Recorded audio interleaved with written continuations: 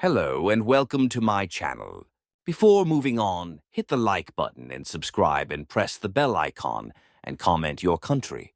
At the core of this gripping and tragic tale were three pivotal characters: John Reynolds, a former Marine and a devoted husband; Emily Reynolds, his loving yet often lonely wife; and Father Mark, a magnetic and enigmatic priest. Their seemingly ordinary lives became entwined in a web of deceit and devastation, forever scarring the once tranquil town of Meadowbrook. John and Emily appeared to be the picture-perfect couple. Married for over a decade, they had built a life that many envied, a foundation of stability, respect, and mutual admiration. John, a highly decorated ex-Marine, was known throughout the community for his discipline, unwavering honesty, and commanding presence. Emily, a kind-hearted and nurturing stay-at-home mother, played an active role in local events, earning the affection of all who knew her. Together, they seemed to represent the very essence of a happy and fulfilled life. But beneath the surface of this idealized union lay a simmering discontent. Emily, despite her outward warmth and community involvement, often felt isolated. John's demanding new career as a security consultant for a prestigious firm kept him away from home for long stretches, leaving Emily to shoulder the burdens of family life alone. His frequent travels and long working hours, though financially rewarding, came at the expense of their time together, creating a chasm in their marriage. Emily's days were filled with responsibilities and distractions, raising their two children, attending community functions, and participating in church activities. Yet, as the sun set each evening, the empty space beside her grew harder to ignore. The loneliness gnawed at her heart, and no amount of busyness could fill the void left by John's absence. Enter Father Mark, the new priest at St. Mary's Church. Charismatic and compelling, he quickly became the centerpiece of the congregation. His fiery sermons, delivered with passion and a deep understanding of human struggles, drew crowds larger than ever before. Parishioners were captivated by his warmth, his keen ability to listen, and the profound wisdom he seemed to offer. He exuded a charm that was impossible to ignore, and many in the community found solace in his presence. For Emily, Father Mark's arrival was nothing short of a revelation. She began attending church more frequently, finding comfort in his words and guidance. At first, her interest in the priest was purely spiritual, a search for support during John's prolonged absences. But as their interactions became more personal, Emily discovered a connection she hadn't anticipated. In Father Mark, she saw not only a spiritual leader, but also a confidant who truly listened to her struggles and fears without judgment. As John's absences stretched longer, Emily's bond with Father Mark grew deeper. What started as casual conversations after church services turned into extended discussions about life, faith, and her personal struggles. Father Mark listened intently, his warm demeanor offering a level of understanding that Emily desperately craved. Over time, their interactions became more frequent and increasingly intimate. Emily felt seen, heard, and valued in ways she hadn't experienced in years. Father Mark, behind his polished image and benevolent presence, harbored his own ambitions and weaknesses. He was drawn to Emily's vulnerability, recognizing an opportunity to step into the emotional void left by her husband. What began as pastoral care soon morphed into something far more personal. He saw Emily as more than a parishioner. She became a source of fascination, a temptation he could no longer resist. Their connection intensified with each passing week. Emily, who had always been steadfast in her faith, found herself volunteering more at the church. Whether arranging flowers, coordinating events, or simply finding excuses to spend time in Father Mark's presence, her actions were driven by an invisible force pulling her closer to him. The church, once a place of solace and prayer, now became the backdrop for a forbidden relationship that was quietly taking shape. The affair began subtly, almost innocently. Emily, seeking refuge from her loneliness, confided in Father Mark about her struggles with John's frequent absences. Father Mark, ever the compassionate listener, responded with empathy and reassurance. Their conversations, initially framed around spiritual guidance, took on a different tone. They lingered over topics unrelated to faith, their words laced with an unspoken tension. The chemistry between them crackled like a spark waiting to ignite. Their meetings became more private, held in secluded corners of the church, away from prying eyes. The lines between their roles began to blur. Father Mark, whose vows should have been an unyielding boundary, found himself slipping further into temptation. Emily, longing for companionship and connection, allowed herself to be drawn into the priest's magnetic orbit. Every stolen glance and fleeting touch carried an intoxicating thrill, the allure of a love that was strictly forbidden. Before long, the once platonic relationship evolved into something physical. They began taking long walks in the countryside under the guise of spiritual counsel. In these quiet moments away from the town, their emotional connection deepened, and their mutual desire became undeniable. Their hands brushed, lingering just a moment too long. A shared laugh turned into an intimate gaze. The magnetic pull between them grew stronger, and they gave in to the passion simmering beneath the surface. The weight of their actions loomed large, yet the secrecy only heightened the intensity of their affair. Every whispered word, every private meeting, felt like a defiance of the boundaries they were meant to uphold. Their love was a dangerous game, and the stakes grew higher with each passing day. What they didn't realize was that the whispers of their growing closeness had already begun to ripple through the small, tightly knit community of Meadowbrook. The whispers began softly, as they always do in a small town like Meadowbrook. Rumors of Emily's increasing presence at the church and her closeness with Father Mark spread quickly. Curious glances and hushed conversations filled the community. Despite their efforts to remain discreet, their stolen moments left subtle traces, clues that sharp-eyed neighbors could not ignore. Meanwhile, John remained oblivious to the growing bond between his wife and the priest. His demanding job as a security consultant consumed his time and energy, leaving little room for noticing the shifts in Emily's behavior. John took pride in his work, crafting strategies to protect high-profile clients from unseen threats. Yet, ironically, the greatest threat to his life was unraveling within his own home. Emily's demeanor began to change in noticeable ways. She grew distant, her once predictable routines now punctuated with unexplained absences. Her interactions with John became colder, marked by an air of distraction. The warmth that once defined their relationship had faded, replaced by restlessness and evasion. John, though preoccupied with his job, couldn't shake the feeling that something was wrong.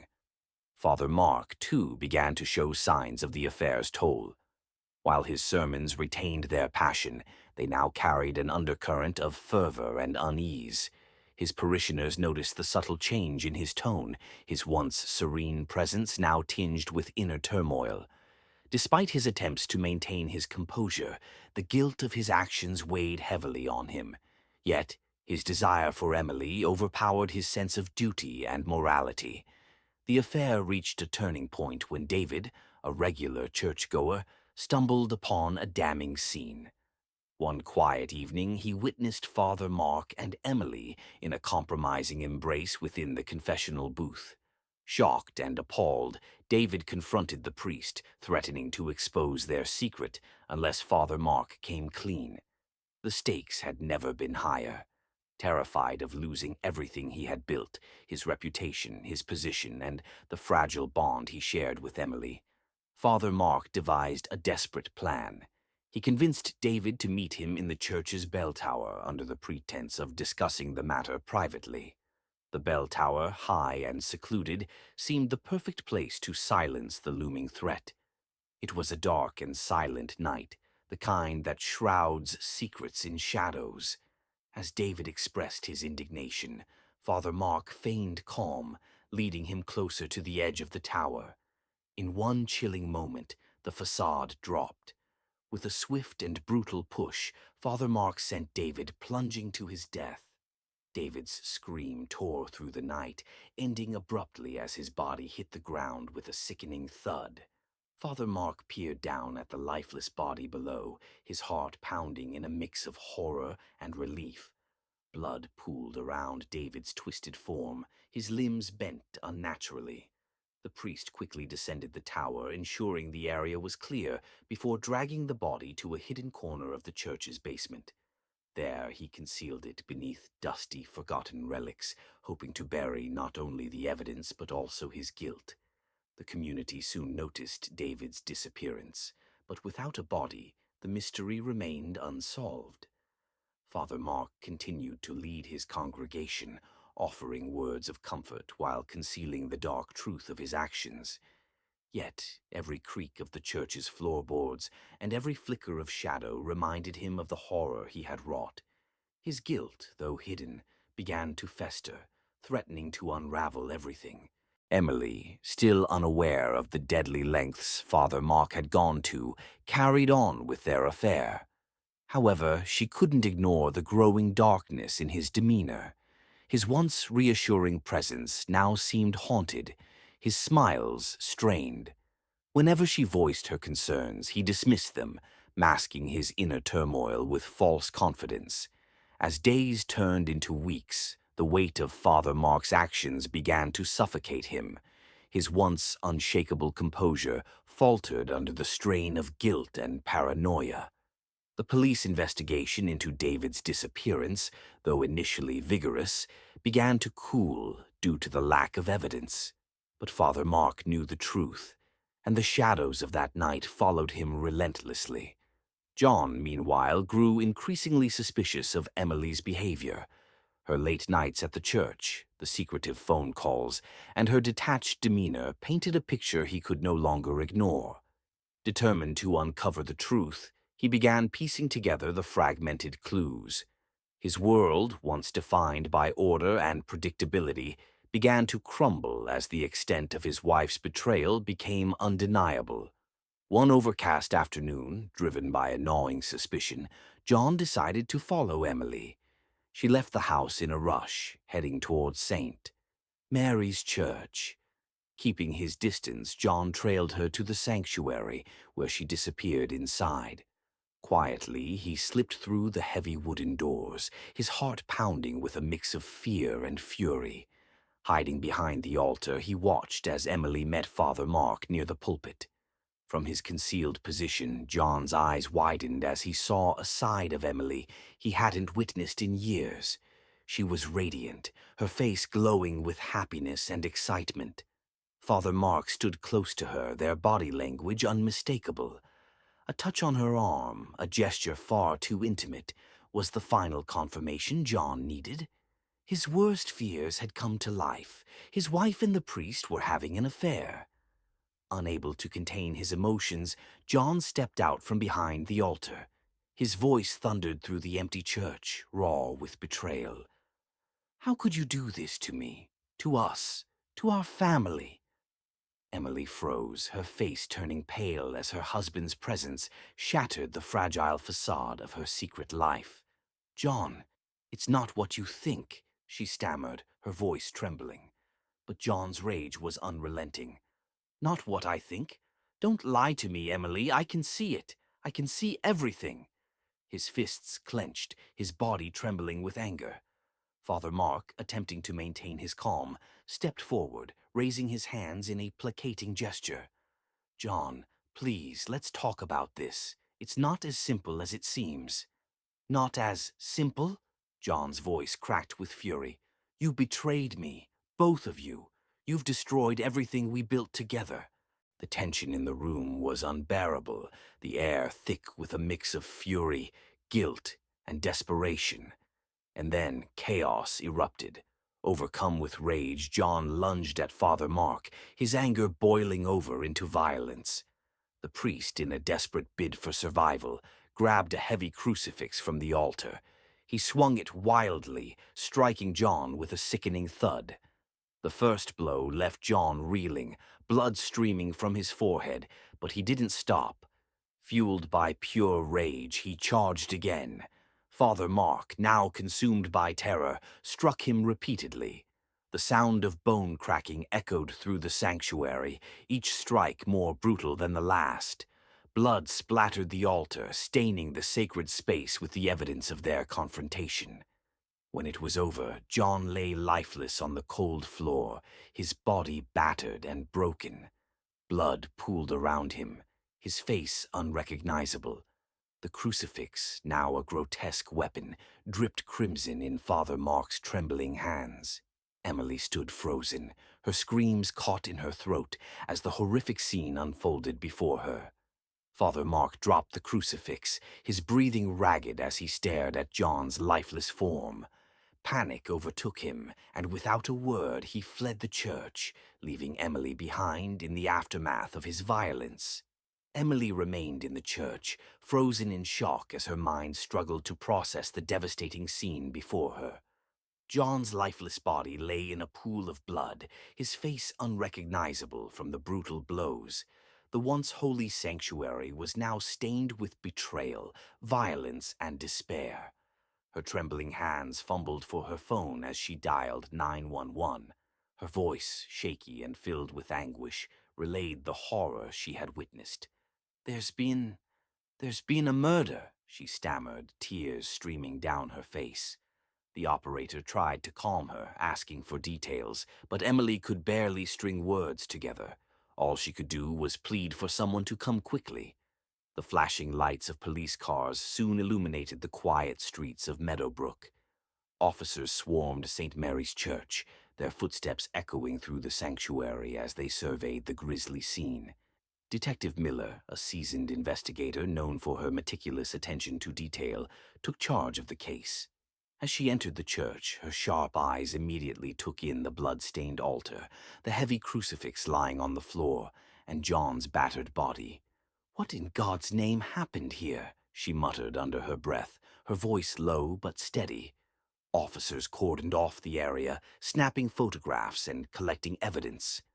Emily, sitting on a pew with her face buried in her hands, was taken aside for questioning.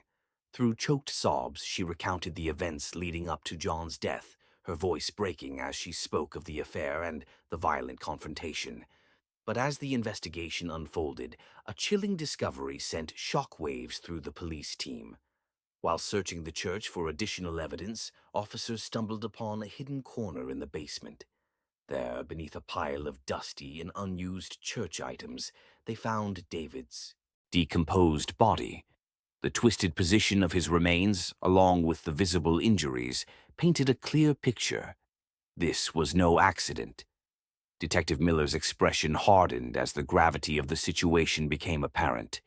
Two deaths, both tied to St. Mary's Church and its once revered priest.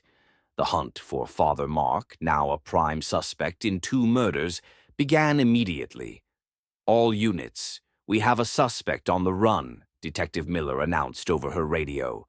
"Father Mark, armed and dangerous. Approach with caution." Meanwhile, Father Mark was already on the move, his heart racing as he fled through the back alleys of Meadowbrook. Covered in blood and consumed by panic, he knew the police would be closing in on him soon.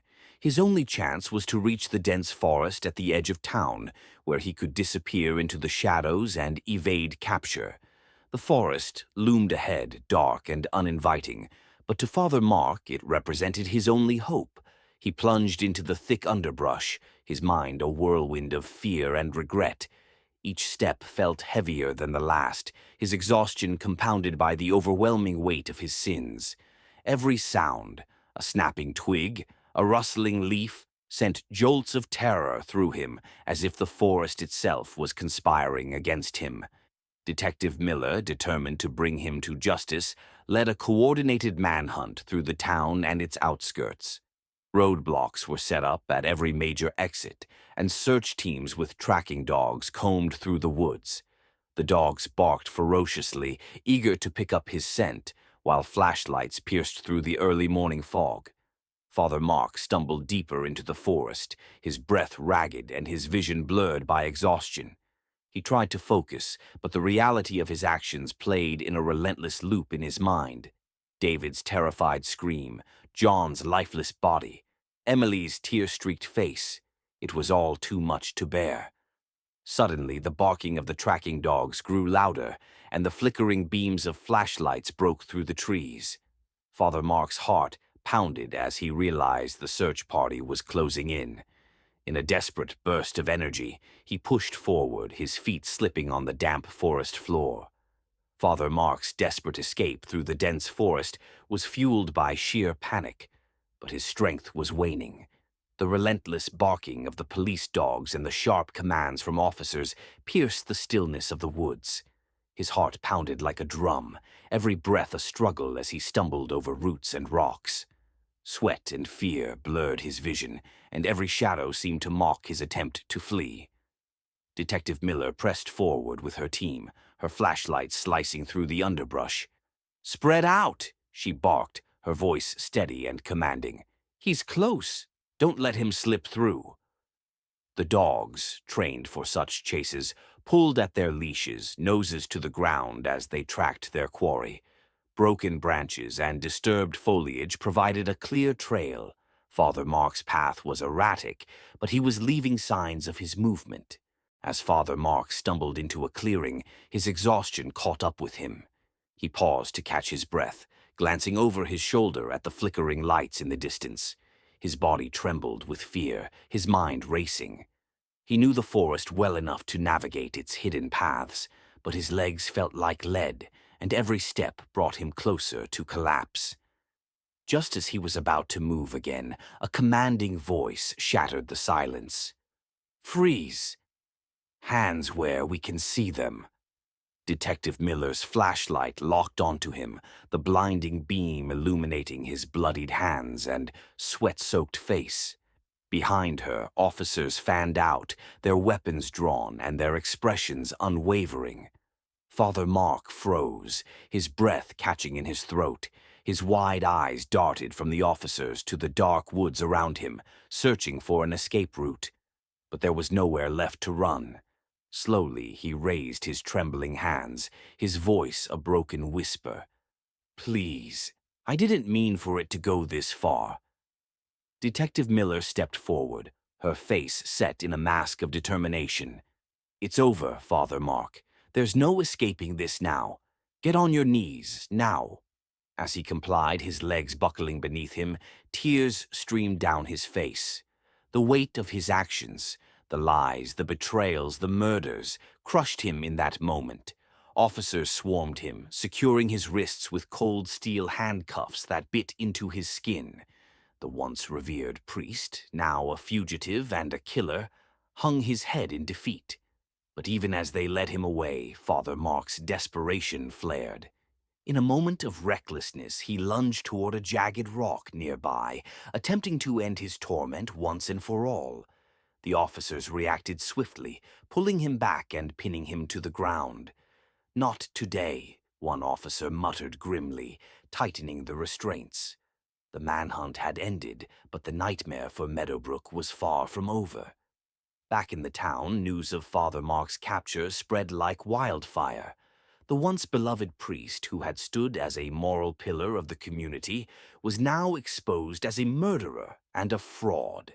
The townspeople, stunned and heartbroken, gathered in small groups, their whispers filled with shock and disbelief. St. Mary's Church, once a sanctuary of peace, now stood as a chilling reminder of the darkness that had unfolded within its walls. The trial that followed was swift and merciless. The evidence against Father Mark was overwhelming. David's hidden body, Emily's testimony, and the forensic analysis of John's murder all painted a damning picture.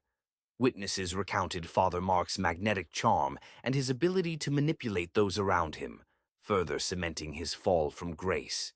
As the judge read the verdict, life in prison without the possibility of parole, the courtroom was silent save for the quiet sobs of those who had once trusted him. Father Mark, his face pale and devoid of emotion, stood motionless as the weight of his punishment settled over him. The iron bars of his prison cell became a physical manifestation of the moral and spiritual prison he had created for himself. As Father Mark began his life sentence, the once magnetic priest was reduced to a shadow of his former self. In the cold, stark confines of his prison cell, he was left alone with the haunting memories of his crimes. Each night, the faces of his victims, David's terror, John's rage, and Emily's heartbreak, appeared vividly in his dreams, a constant reminder of the devastation he had caused. The whispers of other inmates, their disdain and scorn, followed him wherever he went, ensuring he could never escape the consequences of his actions. Father Mark attempted to find solace through introspection and prayer, but his efforts to seek redemption felt hollow. The weight of his sins was too great, and his isolation only deepened his despair. Every clang of the prison doors echoed like a tolling bell, a constant reminder of the life he had destroyed, both for himself and for those he once claimed to serve. Back in Meadowbrook, the scars left by Father Mark's actions ran deep. The community, once tightly knit, struggled to come to terms with the betrayal they had experienced. St. Mary's Church, now a crime scene, became a symbol of broken trust. Attendance dwindled as parishioners found it difficult to reconcile the sacred space with the horrors that had unfolded within its walls. Emily, overwhelmed by guilt and grief, withdrew from public life. She sold her family's home and moved away, seeking anonymity and a chance to rebuild her life. The burden of her role in the tragic events weighed heavily on her, and she often wondered how things might have been different if she had made other choices. Her days were marked by quiet reflection, and though she sought forgiveness, she knew the wounds she carried would take a lifetime to heal. The Reynolds' 2 children, now left without both parents, were taken in by relatives who worked tirelessly to provide them with a stable and loving environment. The community rallied around them, offering support and kindness in an attempt to ease their pain. Yet the memory of their father's murder and the scandal surrounding their mother loomed large over their young lives. Detective Miller, who had led the investigation, often reflected on the case that had shaken her small town. She knew Meadowbrook would eventually heal, but the process would be long and fraught with challenges. The trust that had been broken, both within the community and within the walls of the church, could never fully be repaired.